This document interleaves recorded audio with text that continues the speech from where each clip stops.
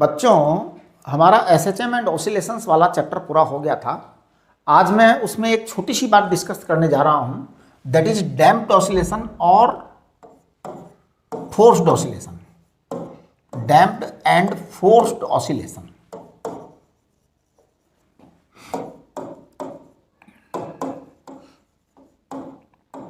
देखो बेटा, अभी तक हमने एसएचएम वाले चैप्टर में जो कुछ भी पढ़ा था वो सब आइडियल बातें थी।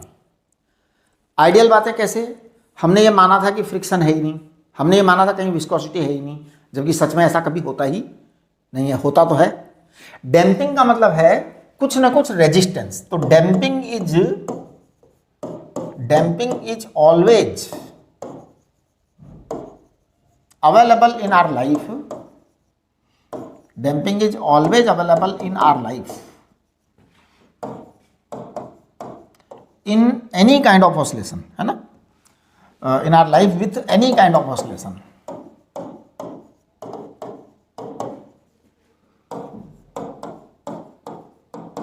आप थोड़ा बात को समझने की कोशिश करिए कि भैया इस दुनिया के अंदर डैम्पिंग जरूर अवेलेबल है, बिना डैम्पिंग वाली जिंदगी है ही नहीं है।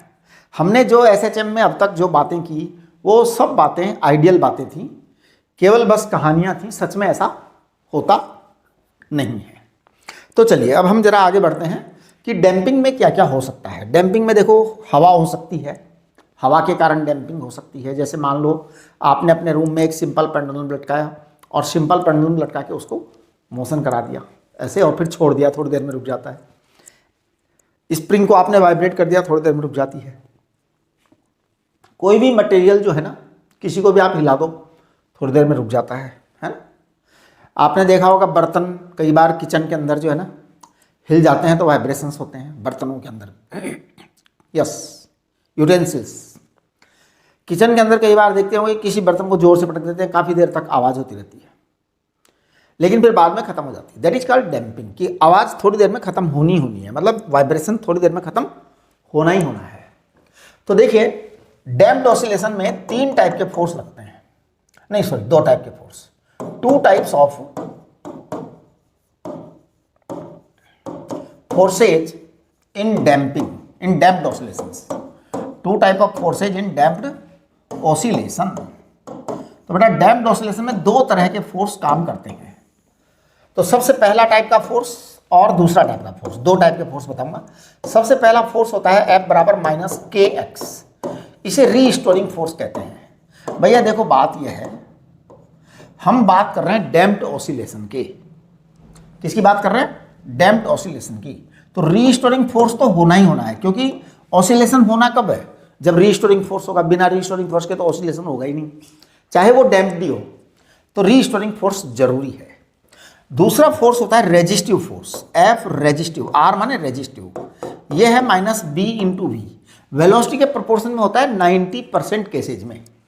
कई ऐसे केस होते हैं जिसमें वेलोसिटी के प्रोपोर्शन में नहीं भी होता, वो वेलोसिटी की किसी पावर के प्रोपोर्शन में होता है, वो एक अलग बात है। लेकिन ये आपका रेजिस्टिव फोर्स है, जिसे हम कहते हैं डैम्पिंग फोर्स। रेजिस्टिव और डैम्पिंग फोर्स ये होता ही है बेटा जिंदगी के अंदर, है ना। हाँ, जैसे देखो एयर फ्रिक्शन या लिक्विड फ्रिक्शन की अगर हम बात करते हैं, तो एयर फ्रिक्शन या लिक्विड फ्रिक्शन में Fv बराबर होता है 6 पाई ईटा Rv। ये आपका Fv होता है, विस्कस फोर्स। अभी जो विस्कस फोर्स होता है 6 पाई ईटा Rv, इसको हम रेजिस्टिव फोर्स कह सकते हैं, और ये हो सकता है -6 पाई ईटा Rv। आप जानते हैं क्या क्या चीज़ें क्या क्या हैं।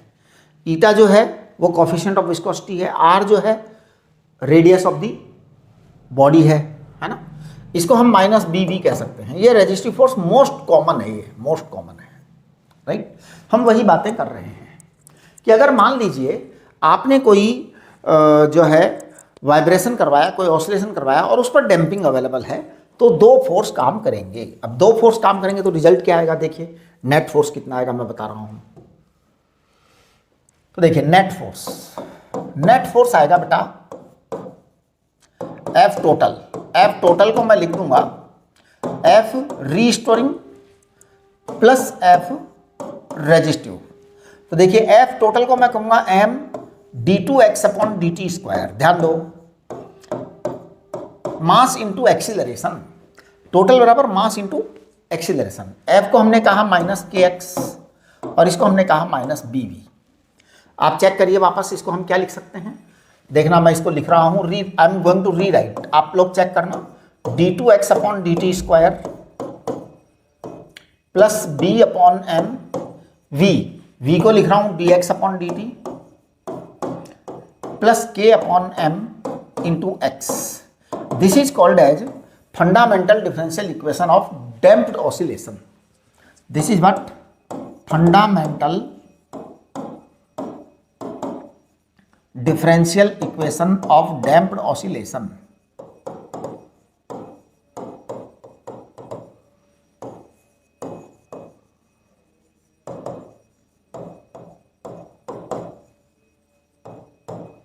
Damped oscillation. तो बेटा ध्यान दो, हमने क्या किया है, कुछ नहीं किया, खास दमदार बात नहीं करी, दो फोर्स लगाए हैं।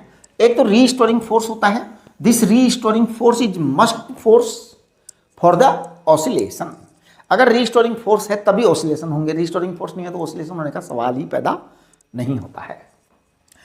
डैम्पिंग, आपका जो भी रेजिस्टिव फोर्स अवेलेबल है उसको हमने कह दिया, हमारे पास ये इक्वेशन आ गई। देखिए इस इक्वेशन का जो सॉल्यूशन आता है, इस इक्वेशन का सॉल्यूशन कुछ इस तरह का आता है, x बराबर डिस्प्लेसमेंट, ये होता है A naught E raise to power minus B upon 2m into T, और sine omega dash T plus delta आ जाता है। अब देखो इसमें क्या क्या चीजें क्या क्या हैं। ये जो ए नॉट है ना, ये इनिशियल एम्पलीट्यूड है। ए नॉट क्या है, इनिशियल एम्पलीट्यूड। इनिशियल एम्पलीट्यूड यानी जब आपने वाइब्रेशन स्टार्ट किया उस समय का एम्पलीट्यूड है ना। ये जो बी अपॉन 2m है ना बेटा, B upon 2m, B upon 2m है ना, इसको कहते हैं डीके कांस्टेंट, इसको कहते हैं डीके कांस्टेंट। तो ये डीके करता है, मतलब कि ये धीरे धीरे करके एम्पलीट्यूड क्या होगा, डिक्रीज होगा। तो हम कह सकते हैं कि amplitude A is A naught E raise to power minus B upon 2m into T. ध्यान दो, ये जो इक्वेशन है, it is amplitude at any time T.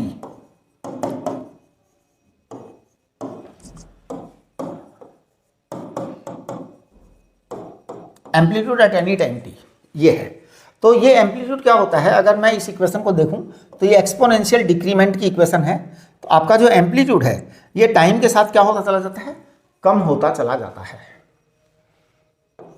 हाँ जी, टाइम के साथ धीरे धीरे करके ये एम्पलीट्यूड क्या होगा, कम हो जाएगा, यानी ये इस तरह का सीन बनेगा, इस तरह का सीन बनेगा। अगर हम इसके अंदर एसएचएम की बात करें तो कुछ इस तरह का हाल बनेगा, मैं बता रहा हूं आपको, कुछ ऐसा बनेगा। एक मिनट जरा,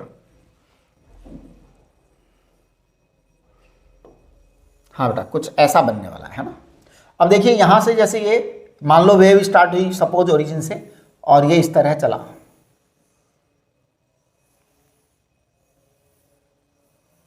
ये इस तरह एम्पलीट्यूड जो है ना गिरता चला जाएगा, एम्पलीट्यूड गिरता चला जाएगा और एक बार फिर जीरो हो जाएगा, रुक जाएगा पूरा का पूरा। This is called as damped oscillation. ये जो ओमेगा डैश है, ओमेगा डैश है ना, इसे कहते हैं resultant frequency of damped oscillation. तो इसकी जो वैल्यू होती है वो होती है k upon M minus B upon 2m का होल स्क्वायर, ये होती है इसकी वैल्यू। इसको हम कह सकते हैं कि this is equal to under root omega naught square minus B upon 2m into square. ध्यान दीजिए, इसमें एक बात ध्यान दो, ये ओमेगा नॉट जो है ना वो k अपॉन एम है बेटा।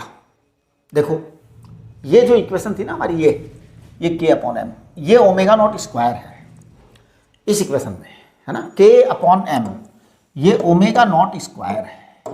इस ओमेगा नॉट को हम कहेंगे under root k by M. तो ध्यान दीजिए, omega naught is under root k by M, k by M. इसे कहते हैं नेचुरल एंगुलर फ्रीक्वेंसी, इसे कहते हैं natural angular frequency, angular frequency, natural angular frequency of damped oscillation. मतलब ये है कि डैम्पिंग हुई वो एक अलग चीज़ है, डैम्पिंग के कारण फ्रीक्वेंसी में जो गिरावट आएगी या एनर्जी में जो गिरावट आएगी वो एक अलग बात है। अगर डैम्पिंग ना होती तो फ्रीक्वेंसी ये होती ओमेगा नॉट के भाई एम होती। वो तो अगर डैम्पिंग नहीं होती तो फिर तो आपकी इक्वेशन वही होती ना पुराने वाली। अगर ये डैम्पिंग हट जाए यहाँ से, डैम्पिंग तो इस बी के कारण ही तो आ रहा है, डैम्पिंग इसके कारण आ रहा है। अगर ये चीज़ हट जाए, अगर ये चीज़ हट जाए तो फिर क्या होगा, फिर तो वो वही इक्वेशन हो गई हमारी पुरानी वाली, है ना। हाँ, तो ध्यान दीजिए, अगर ये डैम्पिंग हट जाए तो डैम्पिंग अगर जीरो हो जाए तो क्या होगा, डैम्पिंग जीरो हो जाए तो omega dash equal to omega naught हो जाएगा, यानी कि फ्रीक्वेंसी में कोई अंतर पड़ेगा ही नहीं। तो डैम्पिंग के कारण जो फ्रीक्वेंसी में कमी आ रही है ना, वो इन्होंने दे रखा है ये वाली चीज़, है ना। अच्छा, अगर मान लो डैम्पिंग इतनी ज़्यादा हो, इतनी ज़्यादा हो कि ये ओमेगा नॉट जो है ना इसके लगभग लगभग बराबर हो गया, तो फिर क्या होगा, वो एकदम से रुक जाएगी। इसे कहेंगे क्रिटिकल डैम्पिंग। क्रिटिकल डैम्पिंग जो होती है ना, वो हमारी लाइफ में बहुत काम की चीज़ होती है, बहुत काम की चीज़ होती है। कई बार क्रिटिकल डैम्पिंग हमारी लाइफ को बचा लेती है, हाँ, बहुत बड़े बड़े नुकसान को रोक देती है।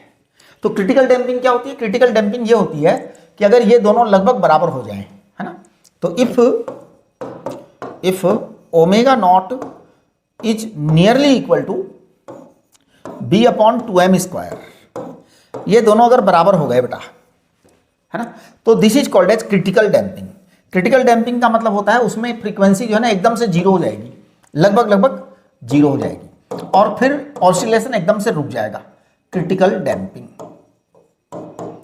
ऑसिलेशन एकदम से रुक जाएगा, एकदम से रुक जाएगा। हमारे जीवन में जो है डैम्पिंग पाई ही जाती है, हर जगह डैम्पिंग पाई जाती है, बिना डैम्पिंग के जिंदगी है ही नहीं। अब चलिए हम बात करते हैं forced oscillation. Forced oscillation actually forced oscillations are actually kind of feeded oscillations. Feed करते हैं हम डैम्पिंग को फीड करते हैं कि डैम्पिंग के कारण जो लॉस हो रहा है उसे हम सपोर्ट कर देते हैं, तो वो लॉस कवर हो जाता है अगर हमें डैम्पिंग नहीं चाहिए तो। जैसे कई जगह ऐसा होता है कि हम चाहते हैं ऑसिलेशन होता ही रहे, रुके ना। देयर आर मेनी इंस्ट्रूमेंट्स जिसमें हम चाहते हैं ऑसिलेशन होता रहे, तो वहाँ पर फिर हम फोर्स लगाते हैं एक अलग से, जिससे कि जो डैम्पिंग के कारण जो कमी आ रही होती है उसको न्यूट्रलाइज कर देता है वो, और ऑसिलेशन को बनाए रखता है। देखिए फोर्स्ड ऑसिलेशन, इनको कहते हैं मेंटेन्ड ऑसिलेशन। मेंटेन्ड, ये भी कहते हैं इसको। एक्चुअली में फोर्स्ड ऑसिलेशन होते ही मेंटेन्ड ऑसिलेशन है। इसमें क्या करते हैं कि डैम्पिंग के कारण जो एनर्जी लॉस हो रहा होता है, उस एनर्जी लॉस को कंपनसेट करने के लिए हम एक कंपनसेटरी फोर्स अप्लाई कर देते हैं। तो जो लॉस हो रहा होता है उसको वो कंपनसेट करता रहता है बार बार, और चीज़ें चलती रहती हैं। जैसे मान लो एक SHM का हमने सिंपल पेंडुलम लगाया, अब सिंपल पेंडुलम मैंने छत से लटका दिया, अब लटका दिया तो सिंपल पेंडुलम को ऐसे ऐसे मोशन कराया, धीरे धीरे रुक गया। अब इसको मेंटेन करना हो तो क्या करें, इसको मेंटेन करना हो तो आप ऐसा करिए कि इसके ऊपर एक चार्ज लगाइए पॉजिटिव, उधर एक नेगेटिव चार्ज लगा दो, है ना, या उधर जो है जिस समय वो पॉजिटिव चार्ज है, जिस समय वो इधर से जा रहा है, थोड़ा सा उसको पॉजिटिव पुश दे करके छोड़ दो, तो वो थोड़ा सा आगे निकल जाएगा, मतलब उसके अंदर एक एनर्जी आ जाएगी। कुल मिला के हमें एनर्जी लेके आनी है, हमें फोर्स लेके आना है एक्स्ट्रा जो उसको सपोर्ट करे। तो देखिए फोर्स्ड ऑसिलेशन में 3 टाइप के फोर्स लगेंगे। कौन कौन से? सबसे पहला तो आपका F बराबर -kx लगेगा ही लगेगा, रीस्टोरिंग फोर्स है। दूसरा आपका रेजिस्टिव फोर्स है -b × v। तीसरा आपका मेंटेन्ड फोर्स है ना, डेट इज F मेंटेन्ड। इसको हम कहेंगे F0 sin ωt। ये आपके 3 तरह के फोर्स लगेंगे, है ना। अब 3 तरह के फोर्स लगेंगे तो आपका नेट फोर्स क्या हो जाएगा, सोचो। नेट फोर्स आपका हो जाएगा स्मॉल m d2x/dt²। चेक करना जरा please, -kx -pv and +F0 sin ωt, ये बेटा आपका नेट फोर्स हो गया।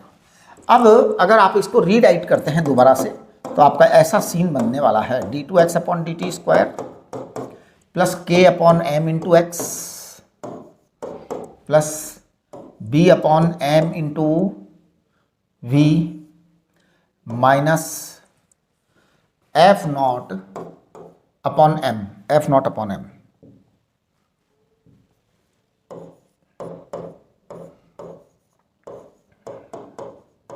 साइन ओमेगा टी ऐसा आएगा और वो बराबर आपका 0 आएगा। ये आपका नेट जो है ना इक्वेशन आ गई फोर्स की, करेक्ट।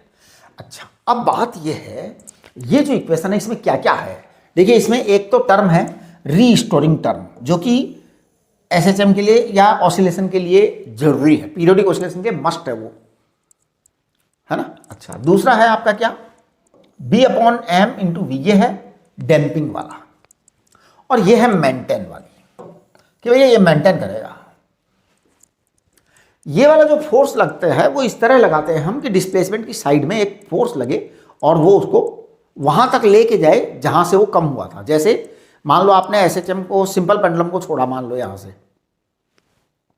अब यहां तक जाना चाहिए, थोड़ा सा कम गया, तो जो एक्स्ट्रा फोर्स है वो उसको वहां तक ले जाए, बस। आप समझ रहे हो ना, इसलिए इसका नाम किया गया है कॉम्पनसेटरी फोर्स और मेंटेन फोर्स।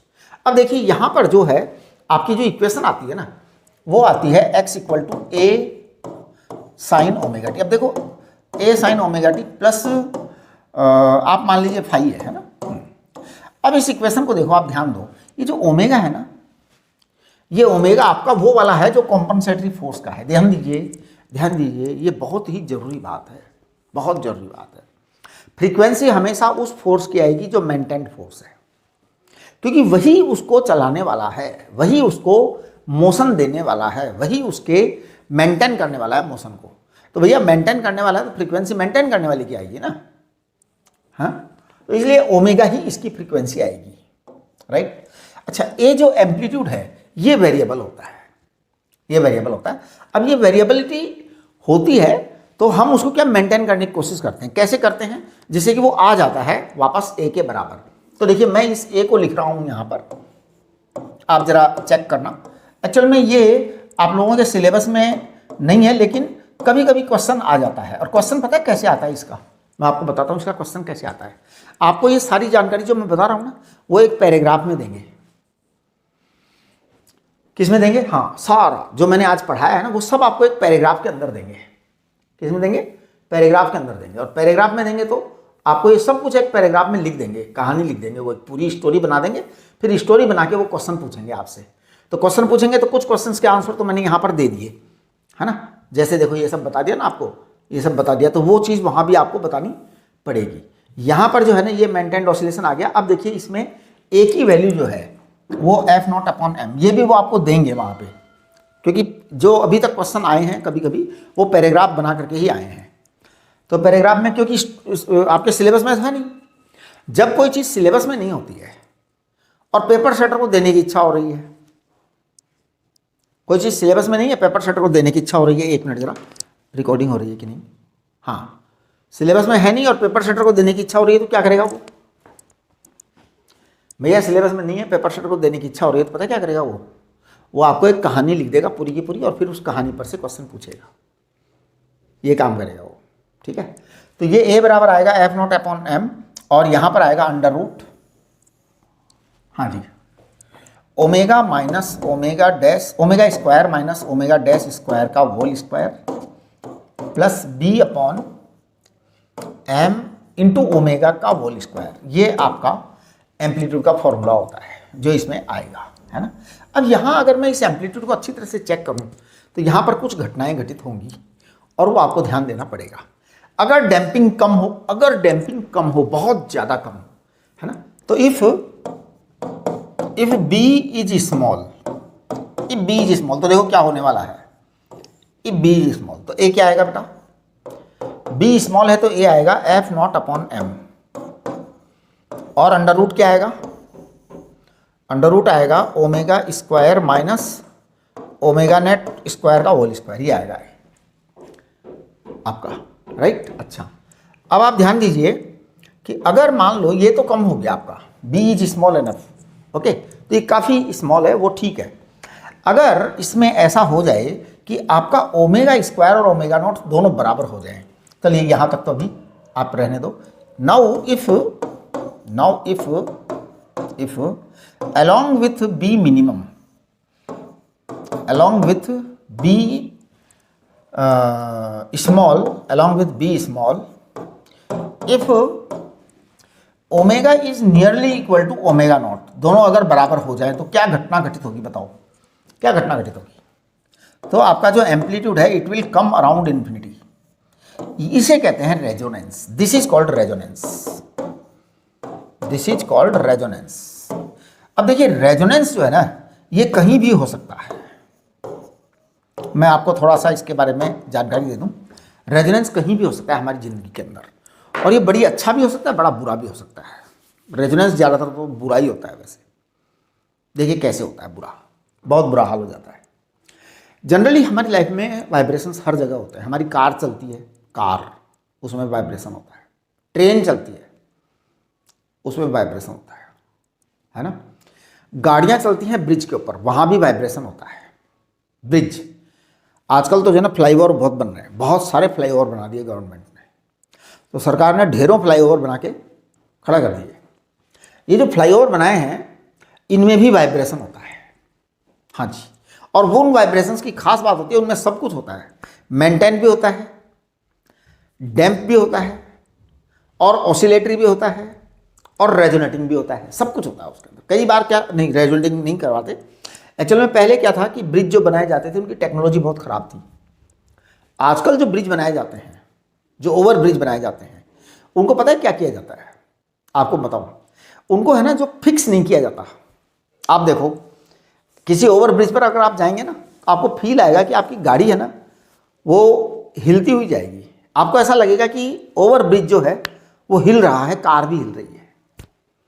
हाँ, ये क्यों ऐसा बनाया जाता है? यानी कि ब्रिज को रिजिड नहीं बनाया जाता, ओवर ब्रिज को फ्लेक्सिबल बनाया जाता है, रिजिड नहीं बनाया जाता। बेटा फ्लेक्सिबल बनाने के पीछे क्या रीजन है, क्या उद्देश्य है फ्लेक्सिबल बनाने के पीछे?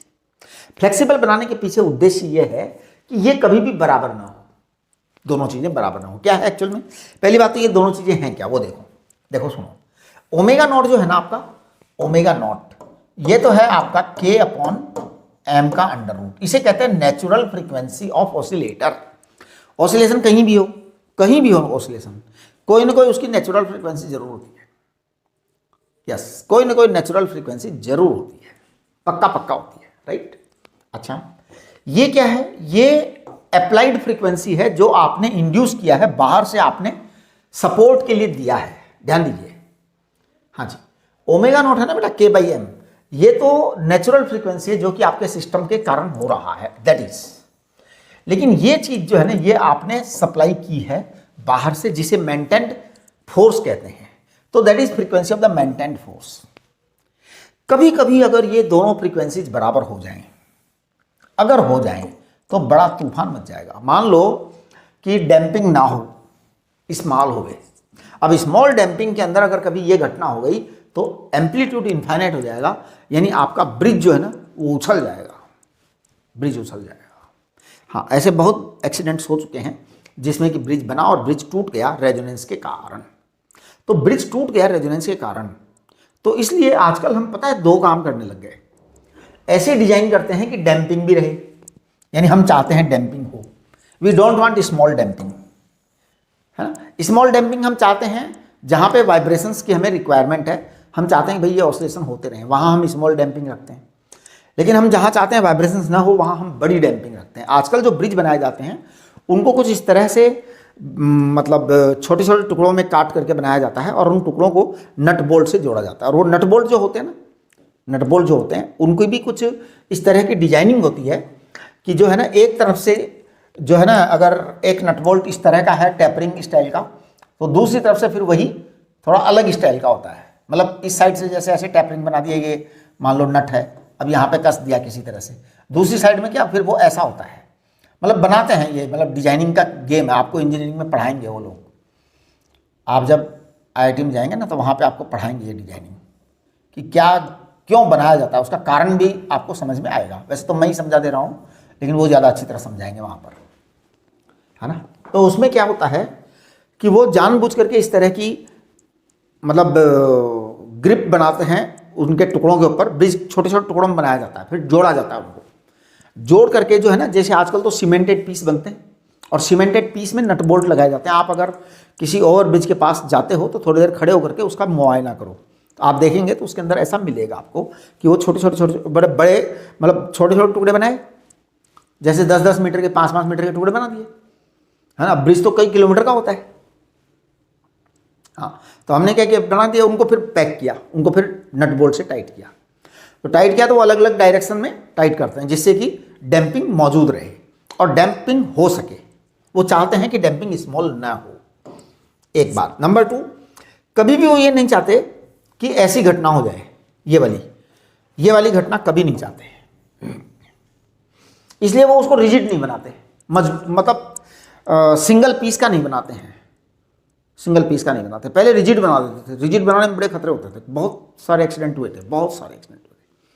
आजकल जो ब्रिज बन रहे हैं ये 50-100 साल तक भी नहीं टूटेंगे, 100 साल तक भी नहीं टूटेंगे, क्योंकि इन ब्रिज को बनाने में एक बात का ध्यान रखा गया है कि कॉम्पैक्ट स्ट्रक्चर नहीं बनाया गया है, फिक्स स्ट्रक्चर नहीं बनाया गया है, हिलने डुलने वाला स्ट्रक्चर बनाया गया है ना। अब हिलने डुलने वाले के नीचे ऐसे तो है ना, खंबा तो है ही, पिलर तो है ही, कहाँ जाएगा कहीं नहीं, लेकिन वो हिलती हैं थोड़ा कभी कभी तो है ना। जो कई लोगों को डर भी लगने लग जाता है गाड़ी चलाते हुए कि जो है ये क्या बात है, हिल क्यों रहा है, तो वो हिल रहा इसलिए है क्योंकि आपको सेफ बनाया गया है, सुरक्षित बनाया गया है, उसको प्लान करके बनाया गया है ऐसा, ठीक है। एक नेताजी कह रहे थे ये देखो ऐसा ब्रिज बनाया है, जो मैं सुन रहा था एक नेताजी का भाषण कि वो ब्रिज इतना कच्चा बनाया है कि वो हिल रहा है। फिर बाद में लोगों ने समझाया कि नहीं नेताजी ऐसा नहीं है ना। अब ये नेता लोग हैं, इनमें तो कितनी समझ कहाँ है, इतनी अकल थोड़ी होती है। तो ये इस तरह से बनाया जाता है, ठीक है। तो ये डैम्पिंग की बात हो गई पूरी की पूरी। अब हमारे को एक छोटा सा टॉपिक और है लिसाजूस फिगर्स का, वो मैं आपको और पढ़ा दूंगा नेक्स्ट, लेकिन वो वेव मोशन के बाद पढ़ाएंगे तो ज़्यादा अच्छा लगेगा, ठीक है। ओके, नमस्ते।